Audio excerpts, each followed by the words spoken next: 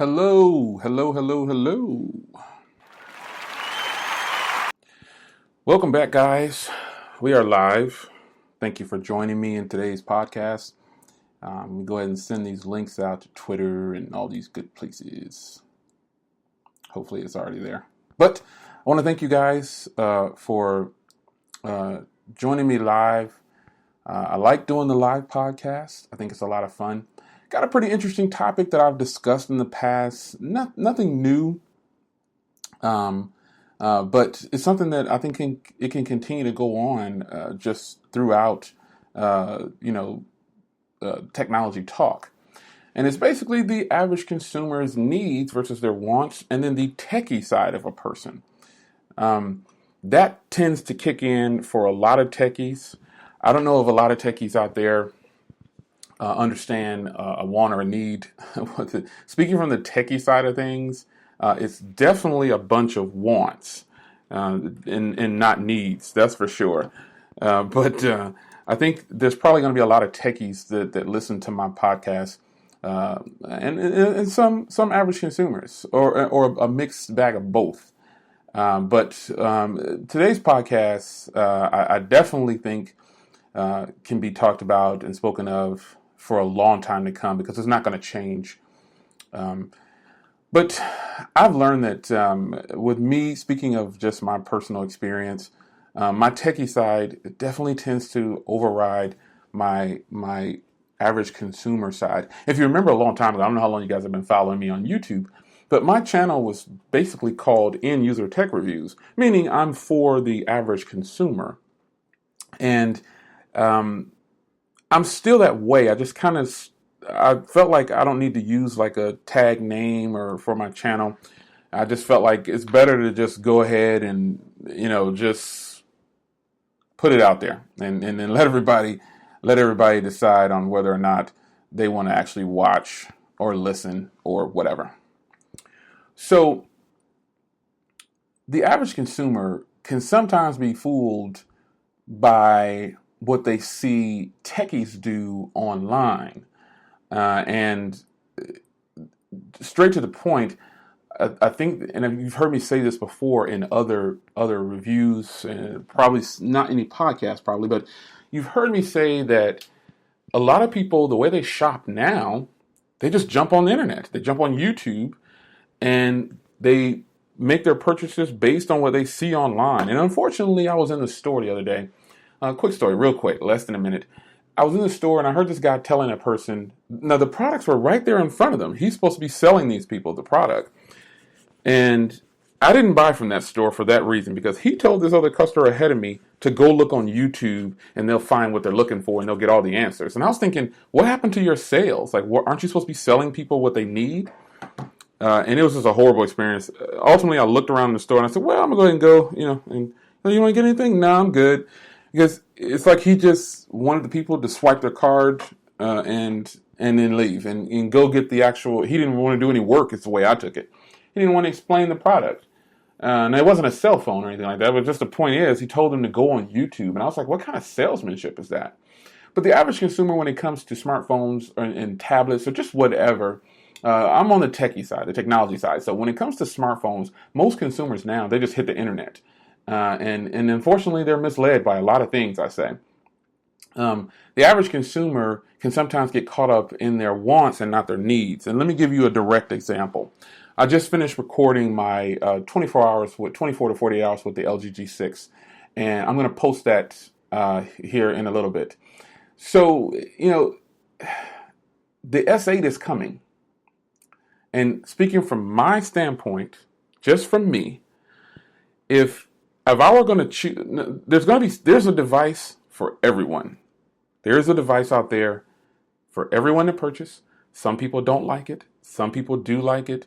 There's phones out there. There's just a bunch going on in the technology world, and we all get led astray at one point or another. But in that video, I'll do a spoiler.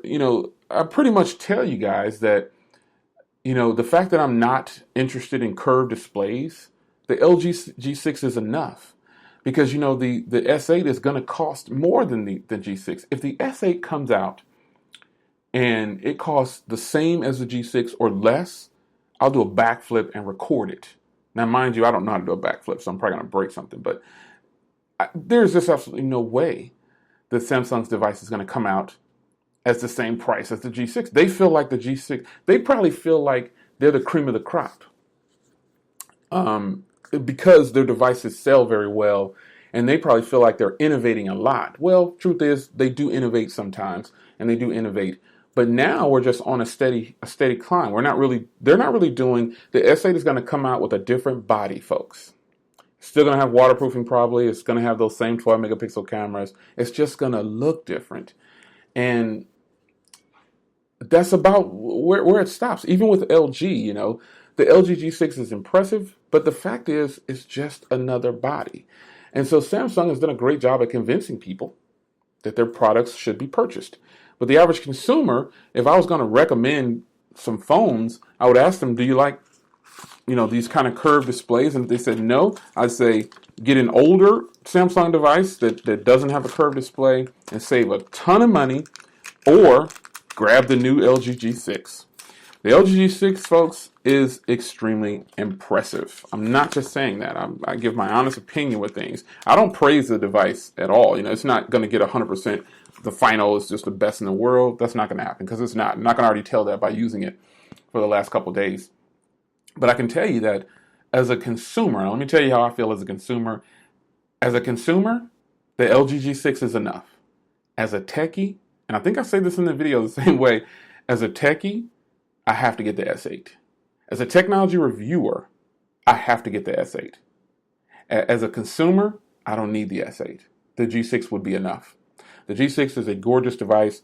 It's got 4 gigs of RAM, and the S8 is going to have 4 gigs of RAM too. I think it's probably just going to have an 835 in it. But it's going to have a 3,000 milliamp hour battery too. So it's just a matter of which operating system you might want to go with and which one you think looks better.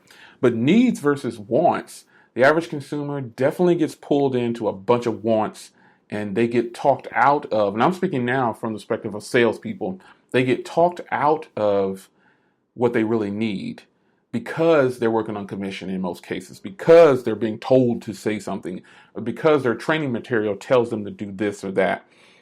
That's unfortunate. But I will say this, if you are an average consumer, try to go into a situation when you're buying, especially with smartphones, man. I've seen have you ever been in a cell phone store? And I don't have to name anyone in particular, but haven't you been in a cell phone store before and you see this elderly couple? I could even use a family member because I have older sisters that are 50 plus, and some of them aren't very tech savvy. That's just the thing. Haven't you seen a salesperson taking advantage of an elderly person, selling them a phone they probably will never use? They won't use any of those features. Haven't you seen an elderly couple in the store, and they currently have a phone from 2 years ago maybe, or, it doesn't even have to be a flip phone. They just have a phone that's older, and they're saying, well, it works. I don't really need all those features. I don't need that. I don't do this. And the salesperson is saying, well, you're due for an upgrade. When in all actuality, you don't have to upgrade. You don't have to. You can keep that phone as long as it works. I do not like this, and I despise of salespeople who do that. They sell people things that they don't need. Now, if you don't know what churn is in as far as sales go, you should probably look up that definition, because I think a lot of those people have very high churn, and that's an unfortunate thing for the average consumer. The average consumer should never be taken advantage of. And the average consumer, I'm not going to sit up here and just take the average consumer's side and say, poor average consumer, because in all actuality, you have to do your research. You have to go into a situation when it comes to sales, and you have to allow the other person to think that they're in control of that situation.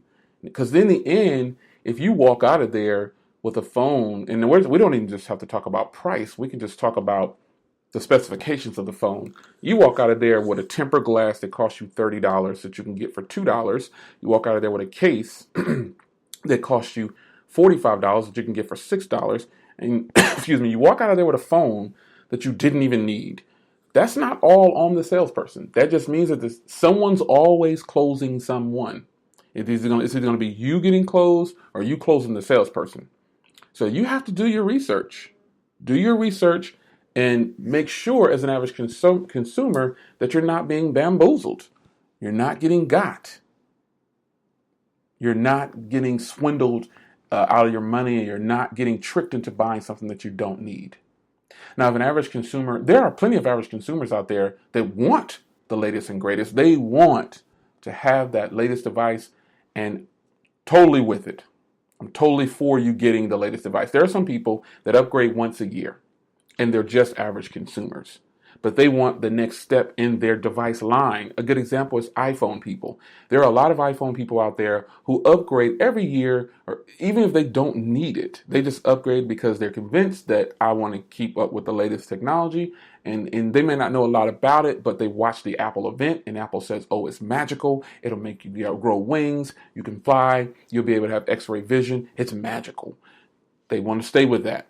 And hey, I'm not going to call them quote unquote eye sheep like some people do. That's those little silly insults that people make up online. Those people are fully conscious that they're making that decision because they don't have to do it. Because what they'll do is they'll sell their other device and then they'll buy the new device. So they're kind of winning. But those average consumers that don't sell their device and just buy a whole bunch of things just because salespeople tell them to buy it, we got to wise up. And I say we because I fell victim to that before too. But since I started doing YouTube and getting all these different products in and doing product reviews, and then I started buying things with my own money, I started to think, I want to stay on the average consumer side, but I want to have fun as a techie, wearing two faces in a positive way. So I feel like my job as a YouTube reviewer is to give you the truth. And I posted something on Twitter the other day, or I think it was today or yes, I don't know. I posted on there with a hashtag, no paid reviews. Keep your review units if you want me to. If you want me to be a puppet, don't send your review unit to me because it's not going to happen. And that's about where I stand on that. That's my final answer. I don't know what show that's from. Is that your final answer? That's my final answer. I don't have time to have people send me products and waste thinking that I'm going to allow them to pull my strings. As my stance as a tech reviewer, I'm not going to tell you that everything is great, and I'm not. And I guess it really doesn't matter if you buy it yourself, because I just throw it out there. I do get review units sometimes, and I disclose that I get a review unit if it's an actual review unit. But even if something is free, I still review it the same. I still review it the same. That's just what it's going to be. I guess it really shouldn't matter if it's free. If you're a reviewer, I want all tech reviewers to get review units. I've gotten review units. I haven't had any in a long time, but I've gotten review units. Not, at least not phones. But I want all OEMs to send your products to regular consumers. That way, you'll have an opportunity to experience it from a real person's standpoint. That's what I want. But it doesn't happen all the time. It just doesn't happen. It just does not happen. The OEMs are about numbers. And I also posted that online recently.